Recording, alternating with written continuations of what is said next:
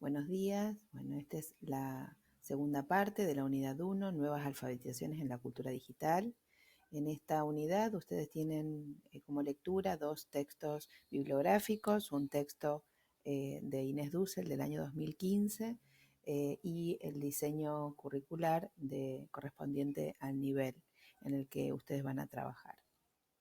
Este video fue hecho para el profesor a nivel inicial y el profesor a nivel primario. Es probable que esto suceda en otros videos porque comparten material, encuadre teórico y demás, o sea que vamos a ir haciendo las aclaraciones del caso según, bueno, para cada nivel, ¿no? Bien, vamos a empezar a, a compartirles un poco algunas ideas que traje como para explicitar el marco conceptual de esta unidad. Antes que nada, quiero invitarlas para hoy a la tarde a participar de la conferencia que va a dar Inés Dussel desde México y que se va a transmitir desde Continuemos Estudiando. Esto lo organiza la Dirección de Formación Docente de la provincia de Buenos Aires. Sería interesante que la escucharan, que pudieran conectar y sobre todo teniendo en cuenta que la estamos abordando en esta unidad, que pudieran escuchar un poco cómo ella está pensando digamos, la educación a distancia en esta época, en este tiempo de emergencia sanitaria, ¿sí? Inés tiene una forma muy fresca de y muy actualizada, es una persona que se actualiza permanentemente, fue la directora de mi tesis de maestría, o sea que es una persona que yo la tengo muy bien considerada y bueno, la traigo también acá a esta unidad porque creo que sus aportes son sumamente valiosos. De hecho, si ustedes, digamos, prestan atención en lo siguiente, los diseños curriculares, el de primaria, las nuevas versiones son del 2018 y de inicial 2019, ¿sí? Y el texto de Inés, que se llama Nuevas alfabetizaciones a nivel superior, es del año 2015. En este texto, Dussel, bueno, habla de la importancia de incluir saberes que son propios de un contexto de comunicación mediático y digital, ¿sí? Y que de alguna manera las instituciones deberían considerar, hacerle lugar, ¿sí? Y que es una forma también de achicar la brecha entre la cultura escolar, ¿sí?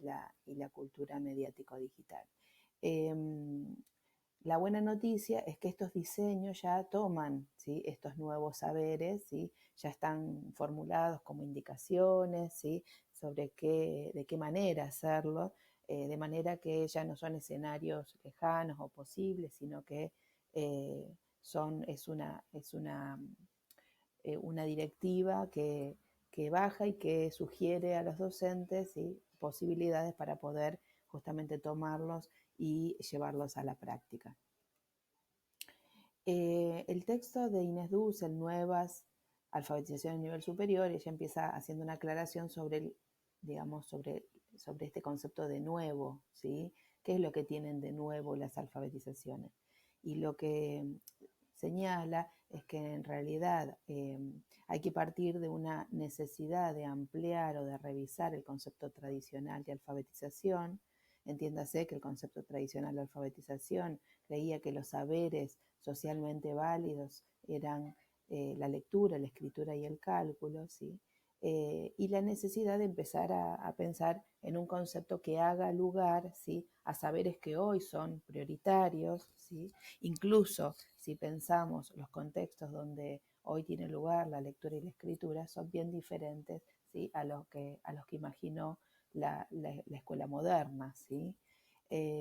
Tengamos en cuenta que la modernidad incluso le dio un lugar protagónico a la escritura y al libro como soporte privilegiado, ¿sí? Como lenguajes y medios con cierta legitimidad para poder, ¿no? transmitir los saberes de la cultura. La escuela se hizo cargo de esto, ¿sí?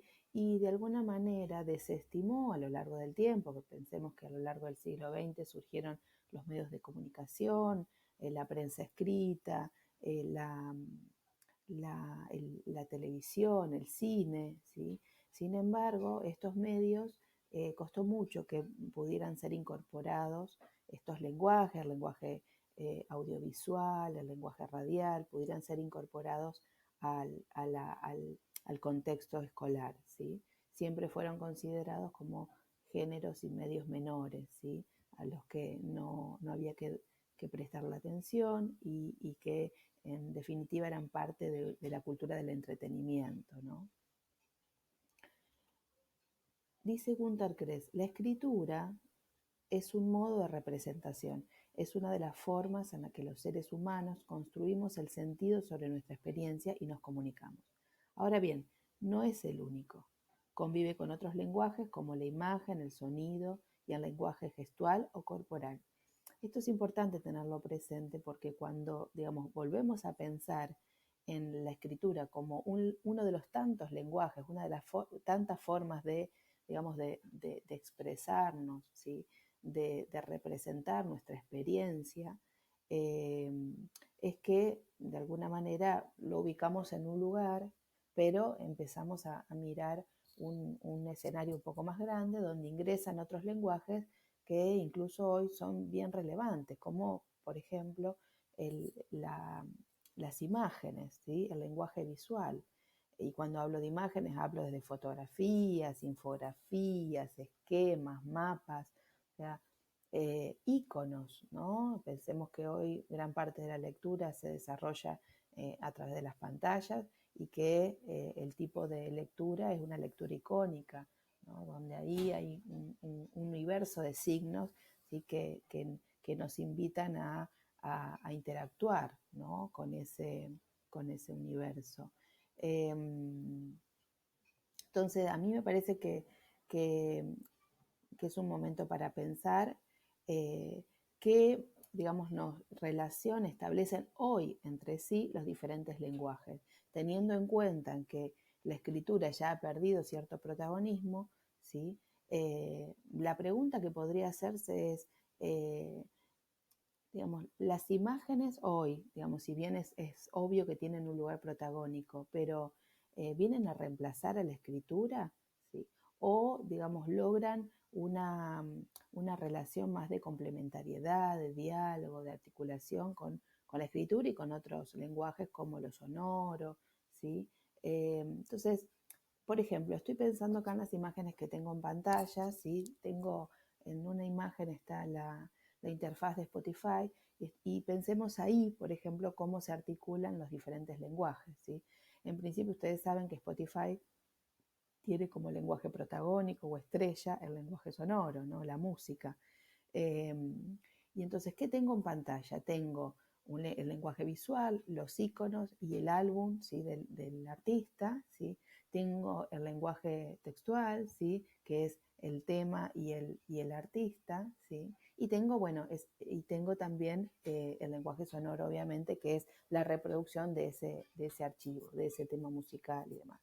Bien, entonces podríamos pensar y trasladar este tipo de análisis que estoy presentando acá a las diferentes plataformas y redes que se utilizan habitualmente, ¿sí? Juegos también, para ver qué relación se construye, ¿sí? Hay subordinación, hay complementariedad, hay diálogo, en fin. Acá la pregunta que organiza esta presentación es, bueno, ¿qué lectores se tienen que formar hoy? ¿Sí? Y me interesa una cita de Inés Dussel que dice, la lectura y la escritura ocurren en ambientes que están repletos de textos visuales, electrónicos y digitales, y que nos piden que leamos, escribamos, miremos, escuchemos, respondamos en forma simultánea. Aún más, se nos pide que seamos interactivos y participativos en todas nuestras actividades. Esas son competencias o disposiciones nuevas que señalan otros modos de conocimiento, ¿sí? En el mundo social.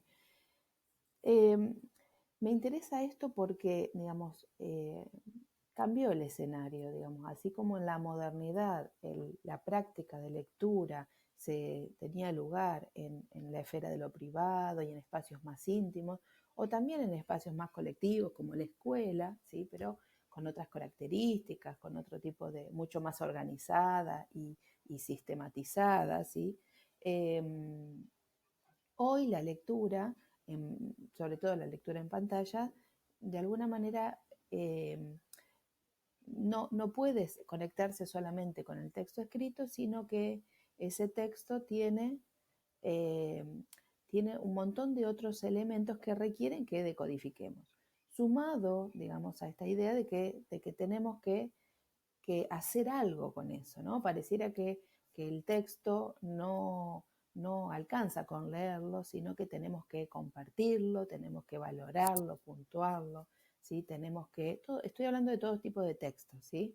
Eh, y de los textos que circulan en las diferentes plataformas. Después vemos qué características tiene cada uno, ¿sí?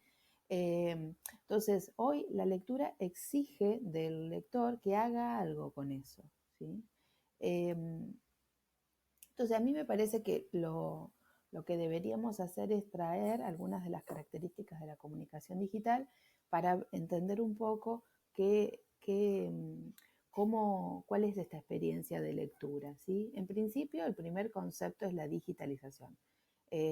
Tengamos en cuenta que las tecnologías digitales lo que permiten es que los contenidos puedan, digamos, puedan construirse rápidamente, pero también puedan ser modificados, ¿sí? Fragmentados, reensamblados, remixados con otros, ¿sí? Entonces, y también pueden ser transportados desde un lugar a otro, ¿sí? Entonces, esta maleabilidad o versatilidad que tienen los contenidos digitales, ¿sí? Es lo que justamente eh, hace a que la lectura eh, a que la lectura pueda, a que la lectura no se piensa sola, sino que está justamente en el marco de una serie de actividades que requieren que el usuario se comprometan con el texto de otra manera. El tema de la hipertextualidad. En general, el hipertexto electrónico, eh, que ustedes lo pueden reconocer como el enlace, el link, ¿no? Ese icono que es un infinito, que en general está dentro de un texto o está en la navegación de un sitio, una aplicación X, ¿sí? Eh, Esto hace referencia a una forma de leer hoy donde el usuario, mejor dicho, donde el medio le propone al usuario, al lector, un tipo de recorrido de lectura, pero el usuario, en la medida que tiene diferentes, un menú de opciones, puede trazar su propio recorrido conforme a algo que lo moviliza, que es el interés, ¿sí? Entonces, lo que sucede con la hipertextualidad es que hay un recorrido multilineal. En general, la linealidad que propone la lectura del texto en un libro, ¿sí? Se rompe cuando pasa a los medios digitales. Un concepto es el de la interactividad que veíamos antes, cuando alguien lee, ¿sí? Se encuentra que hay un montón de opciones para hacer algo con esos textos digitales o electrónicos, ¿sí? Esos textos, eh, esos textos se pueden llevar desde un lugar a otro, ¿sí? Y pueden incluso convertirse, ¿sí? Pasar de un lenguaje a otro. O sea, yo puedo hacer conversiones, ¿sí? Puedo de alguna manera ensamblar ese texto con otros textos de otras características. Eh, y acá el concepto de la multimedialidad. La multimedialidad hace referencia a esos ambientes donde convergen, ¿sí? Diferentes tipos de medios. Algo que no permitían las tecnologías analógicas, que eran monomediales y solamente se encargaban de reproducir un único lenguaje, un único medio, ¿sí? Eh,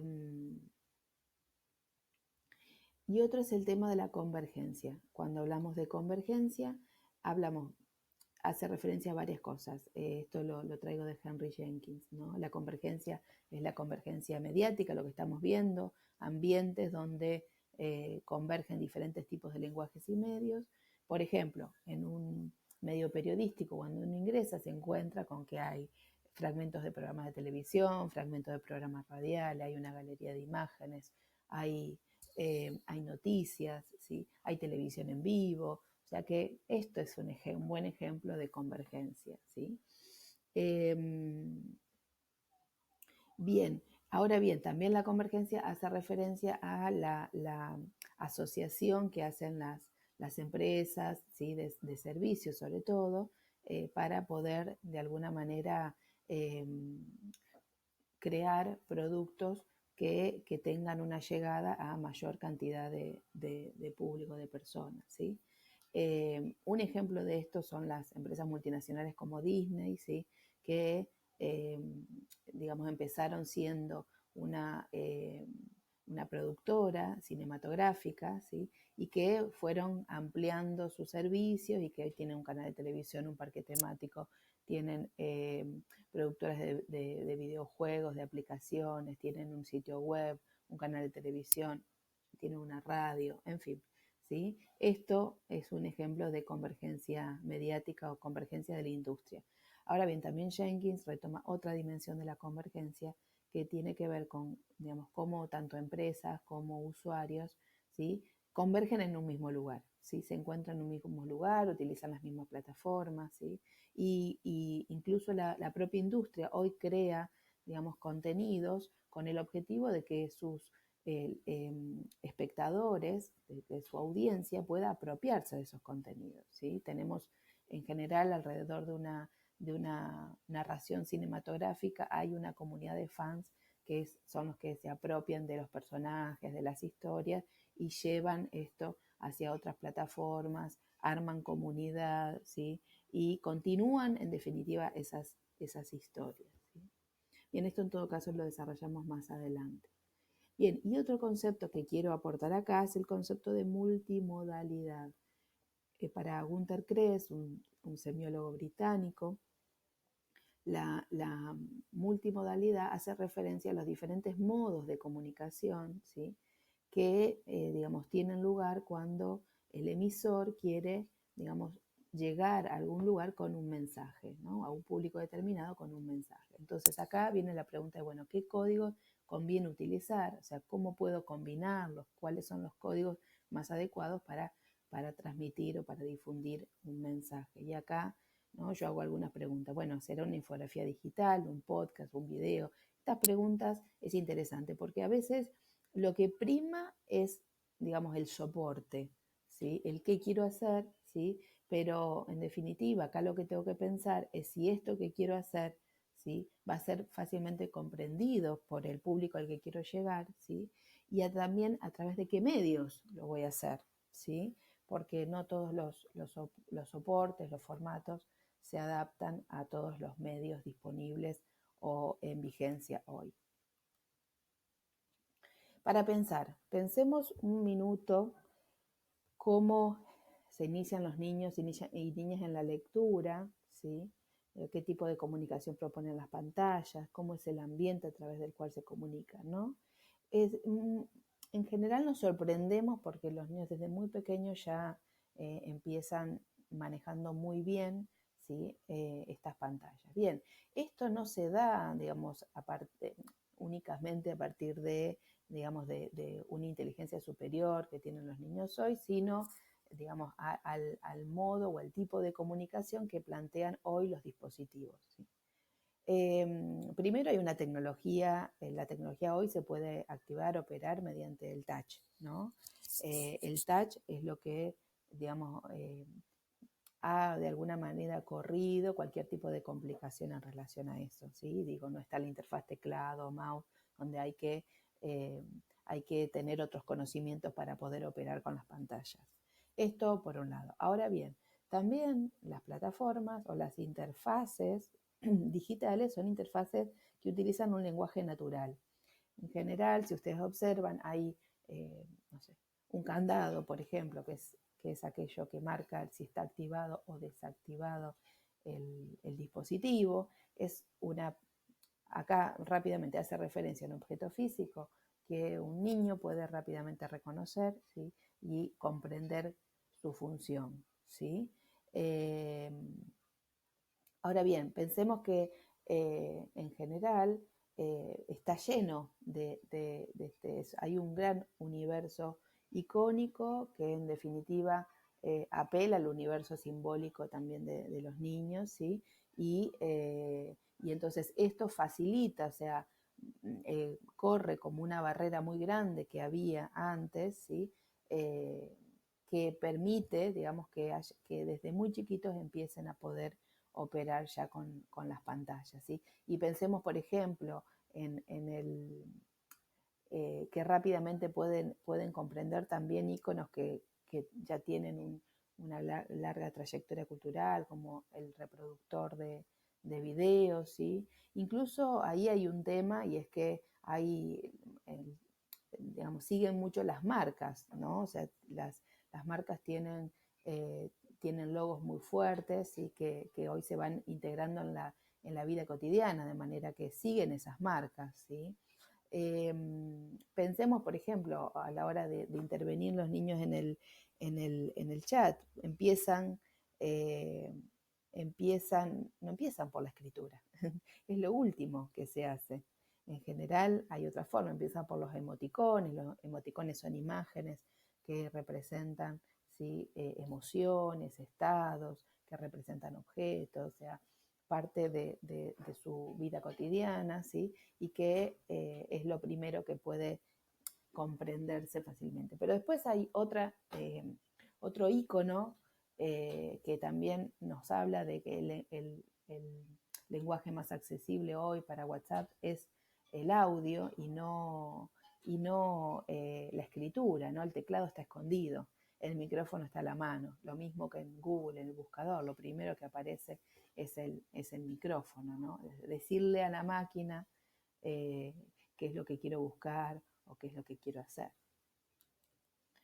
Bien, entonces, 3 cosas para señalar. Una, la lectura y la escritura son prácticas que han cambiado a lo largo del tiempo, ¿sí? Creo que es eso un poco lo que estuvimos viendo. Entonces, en función de las características de la comunicación digital, hoy leer y escribir en pantalla es algo bien diferente a lo que eran en 1800, por ejemplo.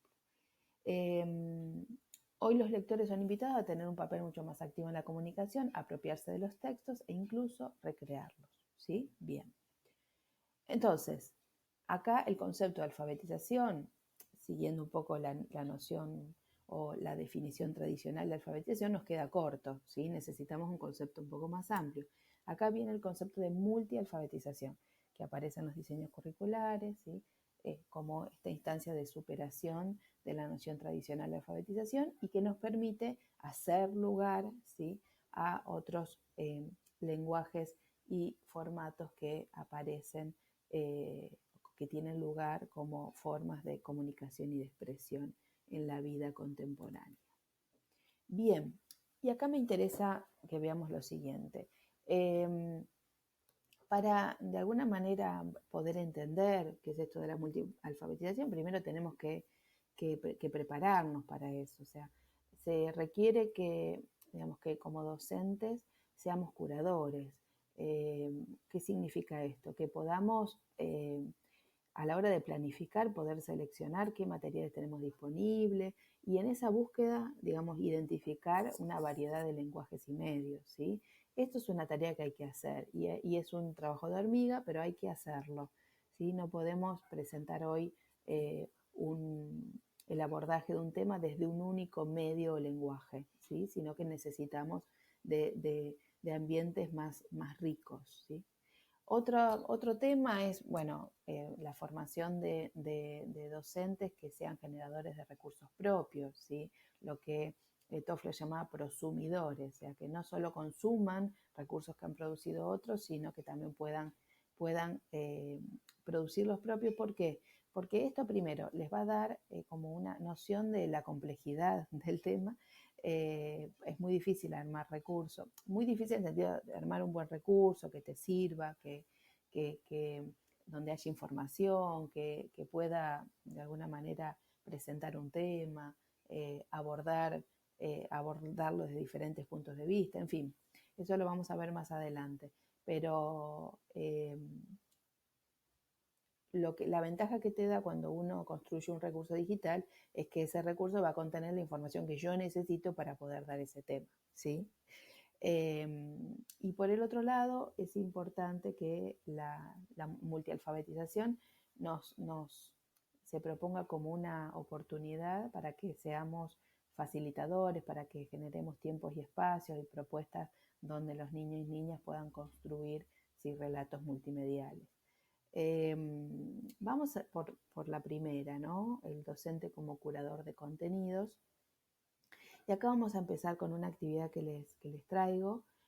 ¿Cuál es la consigna de trabajo? A partir de las características de la comunicación digital y ubicados en la figura del docente curador de contenidos, con la tarea de generar instancias de acercamiento a niños y niñas a una variedad de fuentes de información para abordar un tema, hay que empezar por identificar esos recursos. Para ello vamos a partir de la presentación de una situación hipotética. Presentación del caso. Es el comienzo de año y tenemos que planificar las actividades de nuestro proyecto pedagógico. Tenemos que proponer el recorrido hipermedial o hipertextual de la vida de un autor, ¿sí?, personaje u obra, pero no contamos con fuentes de información para armar la actividad. Tenemos el requerimiento del equipo directivo de localizar diferentes tipos de materiales, artículos periodísticos, columnas, dibujos animados, documentales, microradiales, infografías, fotografías. Pero la condición es que sean fuentes actuales y conocidas, y para eso tenemos que reunir como mínimo 4, ¿sí? Para presentar el recorrido con las colegas, bueno, nos propusieron crear una imagen interactiva con la herramienta Genially. Yo les voy a armar un tutorial de cómo armar una imagen interactiva. De hecho, hay en realidad tutoriales disponibles. Es bastante sencillo, pero lo que nos permite es tener una imagen central, ¿sí?, que hace referencia al tema, y enlazar diferentes tipos de contenidos, videos, notas periodísticas, ¿sí? Bien, nota periodística, imágenes, ¿qué más? Infografías, ¿sí? Videos, animaciones y demás, ¿sí? Les voy a mostrar un ejemplo que me para que se den una idea. Voy a ir acá, genial.ly, ¿sí?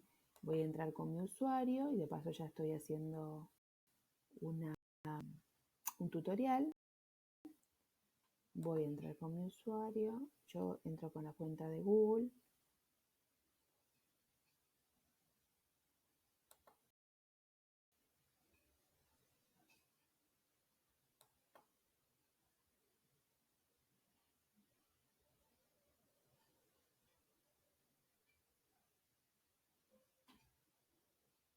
Se está cargando.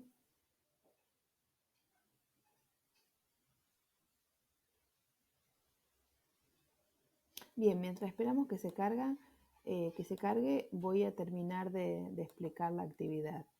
Entonces, el paso a paso, para que se entienda, ¿sí? Tengo una situación hipotética, ¿sí? Y tengo un paso a paso. Primero, tengo que elegir un tema. Yo les hablé de presentar el recorrido de un autor, de una obra, ¿sí?, de un personaje, de una obra, ¿sí? Apelen a las diferentes áreas, ¿sí? No importa, acá lo dejo a criterio, libertad de ustedes. Buscar 4 fuentes, diferentes procedencias y lenguajes. Acá les doy ejemplos: infografía, fotografía, animación, noticias, texto.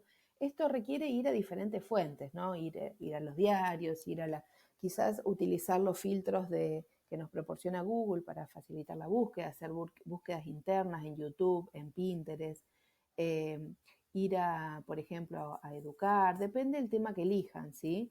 Esto lo vamos viendo en concreto. Yo voy a poner un foro para que hagan consultas si quieren.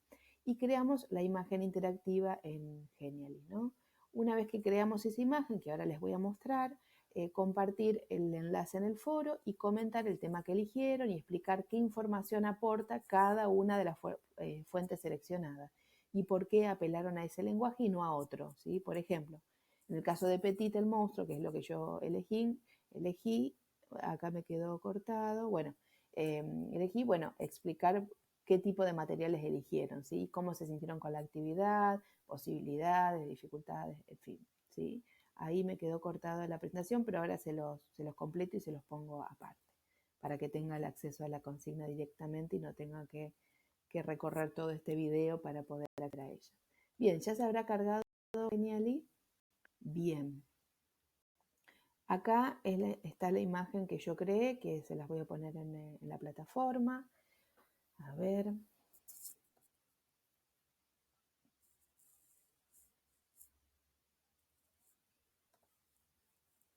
poquito lenta la red. Bien. Fíjense, yo traje la imagen de una campaña que se hizo hace unos días del Ministerio de Salud, donde se convocó a ilustradores a, digamos, a participar de esta campaña, donde, bueno, tenían que dibujar a sus personajes, ¿sí? Y con un mensaje que tuviera que ver con la prevención del coronavirus, ¿sí? Yo elegí a Petit el monstruo de Isor Micenta, ¿sí? Y lo que hice fue, miren, yo generar, voy a poner previsualizar, porque ahí estoy en edición. Bien, puse varios enlaces. A ver, ahí está. Ahí me marca la cantidad de enlaces que hay, ¿sí? Y lo que hice fue poner desde una nota periodística que habla de cómo Petit el monstruo pasó de un libro a una animación, luego, digamos, presenté, perdón, se me fue de visualización, a ver. Luego una animación, un video, perdón, que se armó sobre la campaña Cuidarte es Cuidarnos, ¿sí? Capítulos en YouTube que incluso se pueden ver cuando uno lo activa, acá abajo. Bueno, ahora no lo puedo ver, pero yo lo puedo hacer previsualizado, ¿sí? La contratapa del libro, la tapa del libro, Petit el monstruo, en fin. Bien, son estos enlaces que generé. ¿Cómo los generé? Esa es la pregunta, ¿no? Bien, entonces lo que hago es, voy a añadir una nueva página para que se entienda. Añadir. Y voy a hacer una página en blanco. Fíjense que hay diferentes tipos de... Yo puedo armar un recorrido como este, ¿sí? Yo lo voy a poner en blanco para... Bien, y le voy a poner una imagen central, ¿sí? ¿Dónde pongo la imagen? Mira, acá tengo un menú, ¿sí? Imagen, ¿sí? Y acá lo que hago es colocar la imagen. Voy a hacer un ejemplo tonto, pero para que se entienda. Voy a poner esta imagen.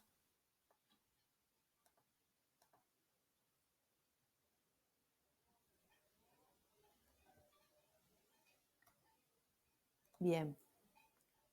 Lo que tengo que hacer a partir de acá es elementos interactivos, dice. Y miren esto, hay un montón, estos son iconos, ¿sí? Que lo que, digamos, van a estar marcando es que ahí hay un hipertexto, ¿sí? Puede ser la casita que marca el inicio, un menú, un ojo, ¿sí? Entonces, por ejemplo, le puedo cambiar el color, ¿sí? Ah, bueno, este ojo quedó un círculo más que un ojo, pero puedo ubicarlo en cualquier lugar, ¿sí? Lo ponemos acá. Bien, y luego generamos la interactividad. Abrimos, ¿sí? Y en general yo lo hago como etiqueta porque me sale una ventana emergente o también como ventana o ir a la página directamente. Me voy de la imagen interactiva, ¿sí? Si voy al primero, les muestro el primero. Pone un título, le ponemos el título, ¿sí? Y luego acá, miren, puedo o escribir un texto, ¿sí? O enlazar, ¿sí? Enlazar a un recurso para ir directamente al recurso o directamente en este mismo panel voy a pegar el recurso o el enlace. Por ejemplo, voy a YouTube, busco algo.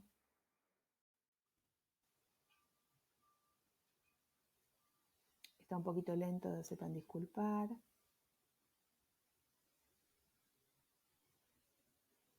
Bueno, voy a ubicar lo que tengo más a mano. Disculpen, es la lista de mi hijo. Y voy a poner compartir.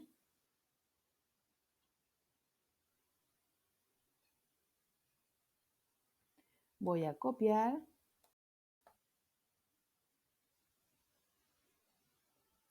lo voy a cerrar, así. Bien, ya tengo el enlace, entonces voy a editor y directamente pego el texto y lo inserto, ¿sí? ¿Qué es lo que pasa? Cuando lo guardo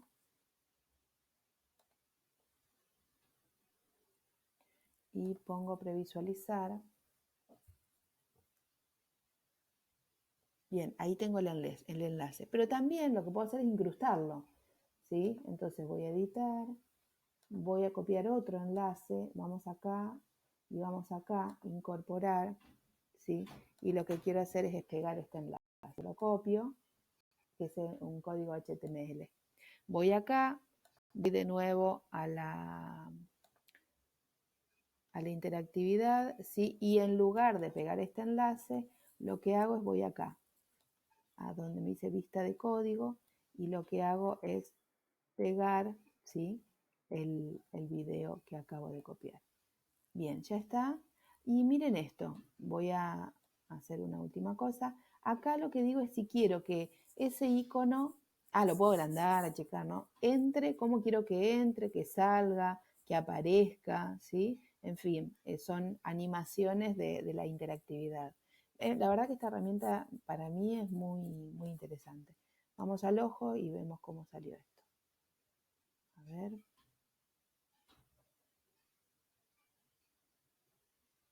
Bien, ven que estoy mirando el video en pantalla, ¿sí? En una etiqueta, ¿sí? Etiqueta, recuerden. Bueno, vuelvan a repasar el video, así no los canso y no dicen, esta profesora, ¿cómo se tomó su tiempo para armar un video? Nos quedó bastante largo. Pero bueno, quería, digamos, hacerlo. Y algo muy importante, no puedo salir de acá sin antes decirles que una vez que terminen esto, que le puedo poner título, miren este menú, miren esto, vaya haciendo una exploración de esto. Y para compartir, vamos acá, ¿sí? Y acá dice visualización en la página, link público de carácter social con comentarios. Copio esto, pum, ver, ¿sí? Y es lo que tengo que llevar al foro, la explicación que pido, ¿sí? Recuerden esto, porque si no van a un link que al final dice edit y yo tengo que entrar con usuario y contraseña, ¿sí? Muy bien. Bueno, espero que se haya entendido. Yo lo que voy a hacer es publicar aparte de la presentación y además de, digamos, la presentación voy a abrir un foro y donde, bueno, les voy a pedir que a medida que vayan haciendo esta producción, vayan compartiendo sus comentarios en el foro, siguiendo las pautas que les di en las consignas al final. Bueno, muchas gracias. Ojalá puedan escuchar hoy a Inés Dussel, si no yo mañana seguramente va a estar el video para poder compartírselo, ¿sí? Bueno, gracias y nos seguimos comunicando por el campus. Un cariño.